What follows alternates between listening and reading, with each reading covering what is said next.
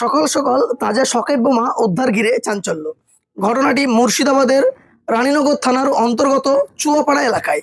জানা যায় রাস্তার ধারে একটি পাটের জমিতে একটি প্লাস্টিকের জার ভর্তি কিছু তাজা সকেট বোমা দেখতে পায় এলাকাবাসী। তারপরই রানীনগর থানায় খবর দেয়, রানীনগর থানার পুলিশ এসে সে বোমাগুলি উদ্ধার করে। এই ঘটনা নিয়ে ব্যাপক চাঞ্চল্য ছড়িয়েছে গোটা এলাকায়।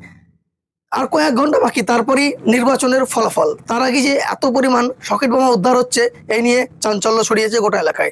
সাধারণ মানুষ থেকে সবার মনে প্রশ্ন একটাই, যে কিছুদিন থেকেই দেখা দেখা যাচ্ছে যে যার ভর্তি হয়, কোনো সময় ব্যাগ ভর্তি, কোনো কোনো জায়গায় বোমা ফাটছে, ঠিক এমনই দেখা যাচ্ছে। সেই ঘটনাস্থলে রানীনগর থানা পুলিশ এসে পরিস্থিতি সামাল দেয়। তবে এ বিষয়ে সাধারণ মানুষ কি বললেন শুনবো বিস্তারিত, সঙ্গে থাকুন।